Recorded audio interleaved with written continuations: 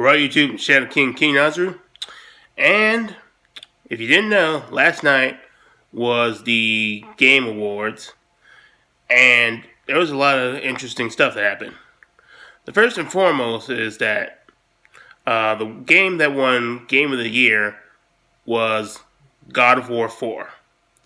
And as a huge PlayStation and huge God of War fan, I was very pleased to hear the news that God of War won. There were a lot of people who doubted God of War was going to win because of games like Red Dead Redemption 2 and Spider-Man PS4 came out. And a lot of people kind of forgot about God of War as soon as those games came out. But I think probably what the problem was that a lot of people were just more impressed with God of War's direction and how it reinvented itself while still continuing the storyline, as well as the fact that it came out a lot sooner than those games did. So it'd probably take more time for them to fully absorb these games. But that's just my theory. If it was some other reason, then I'll just accept that. Regardless, I'm just really glad that God of War 4 won the Game of the Year. And yes, Spider-Man PS4 was a pretty good game. Even though personally I haven't played it, I've seen what it was like, and it's a pretty good game. And I suppose maybe Red Dead Redemption is good, even though I've personally never been into those kind of games.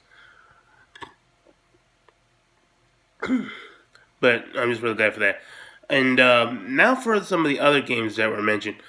We finally got some announcement for games that I had some interest in, and one that I was interested in but no longer am. So one of the games that was really surprising was the announcement of Mortal Kombat 11. And in the trailer, we got to see Dark Raiden fighting Scorpion, which is from a really intense fight and very bloody. But spoilers, it only shows Dark Raiden win. When we get the shocking part where Raiden fights a more classic version of Scorpion. So, and I'm wondering what's that about? Is this from the Scorpion from the original timeline? Because if so, he should be dead, or deader, as it were. I mean, I kind of have my memory of the original timeline is kind of a bit foggy, but I'm pretty sure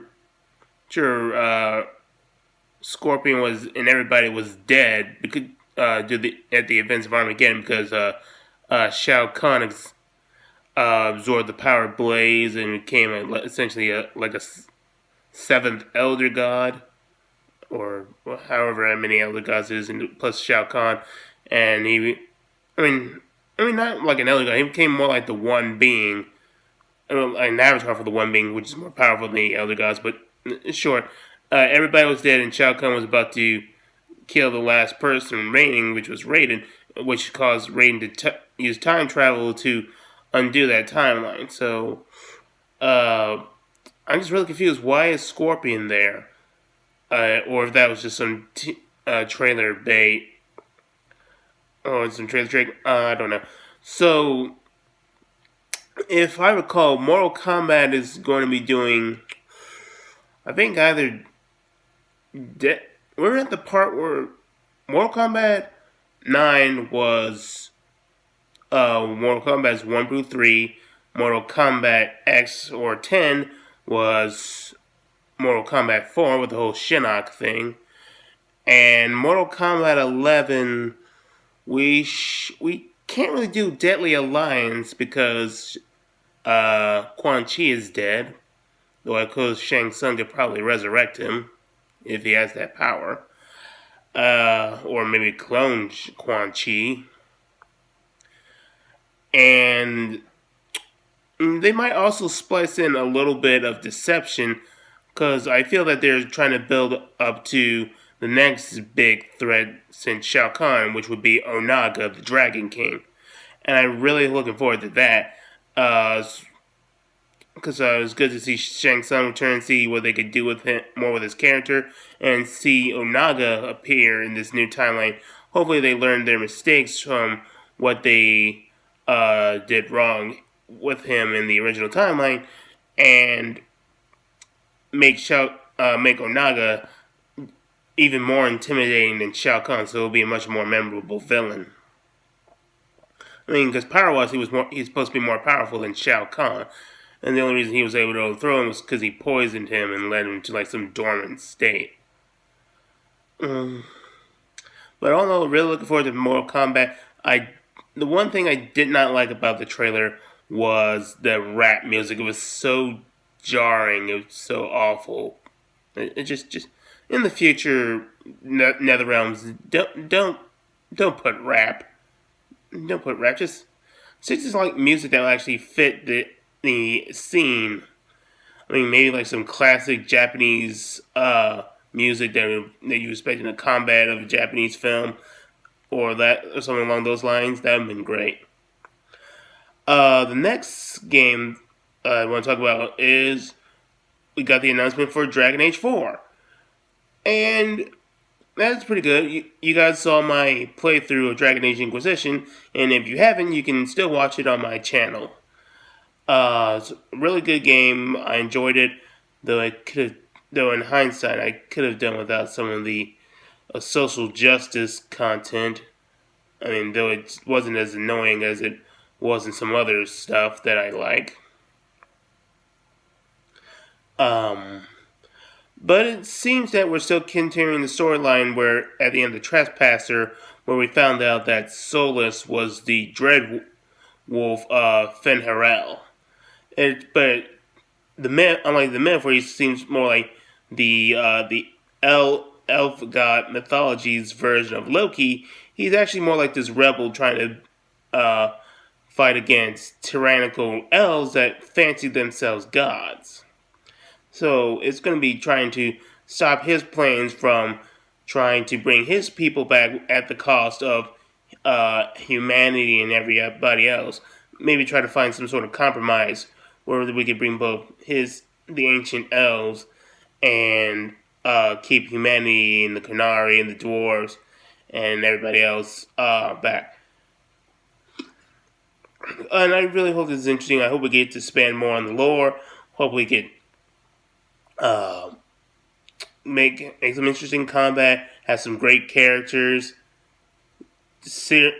We could keep out the social justice content, or at the very least tone it down significantly. Look for Dragon Age Origins for inspiration. Try to give more character development towards the characters, and make some references to the previous games and expand upon them. That'd be great. And those were all my thoughts of Dragon Age. I'm really looking forward to that. I hope all my things came as true. And the final game that I recall being announced was Marvel Ultimate Alliance 3.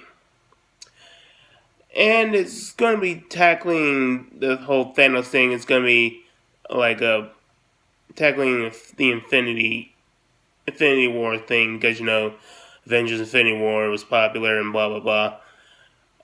It's basically going to have Thanos and his his Black Order be the antagonist, and everybody's just going to stop him. They changed the artwork to make it look more like a Telltale's game, like what you did when they had Guardians of the Galaxy, which I was not a big fan of, mainly because I don't care for Guardians of the Galaxy.